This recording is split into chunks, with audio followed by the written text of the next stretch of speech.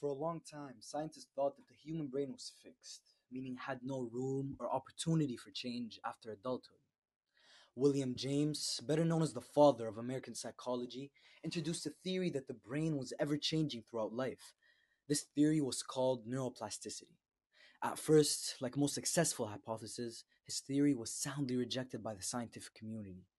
However, it wasn't long until this theory was acknowledged, as neuroscientists realized how essential it would come to be. So, what exactly is neuroplasticity? In the most simple and clear way possible, neuroplasticity is the act of naturally rewiring your brain. All of your thoughts, feelings, and emotions, or in other words, your mind, can change the physical structure, function, and neural pathways of your brain. If done in a positive manner, meaning you constantly train yourself to think positively and optimistically, the results are incredible.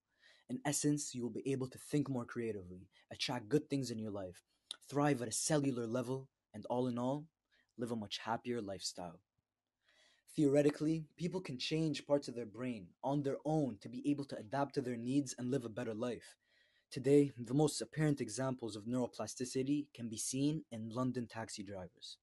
Neuroscientists found that as London taxi drivers were learning the countless streets and landmarks of central London, new neural connections and pathways were developed and formed in their brain, causing their hippocampus, the area of the brain dealing with mapping and navigation, to become larger than that of the average human.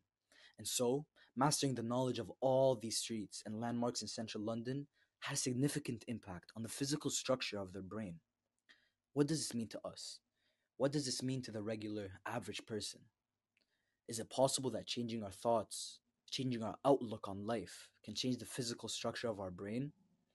The answer to all this is yes, to a degree. Psychologists have found that your beliefs, thoughts, and emotions have a 4 times greater chance of influencing your long term happiness than external circumstances such as wealth, career, and even materialistic objects. Everything you think of yourself gets reinforced and eventually becomes a reality. For example, if you constantly convince yourself that you're socially awkward and then you go to a gathering and sit all by yourself in the corner of a room, it is inevitable that when no one comes to speak to you, your mind will fortify this idea that you are socially awkward when in fact you're not. So, if it's this simple and we can just make ourselves happy, why is it that a large portion of our population is still not fully positive or satisfied?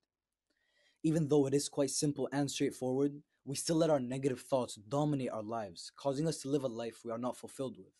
Although emotions are unpredictable, there are 3 simple things we can enact to live a much more fulfilling, satisfying, and happy life. Number 1, positive affirmation.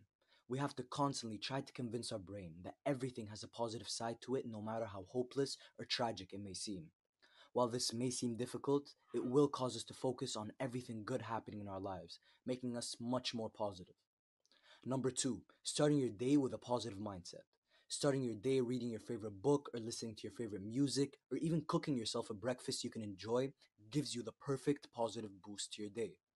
Remember, you can only rewire your brain to become more positive and happy if you make your morning routine a positive and enjoyable one for yourself.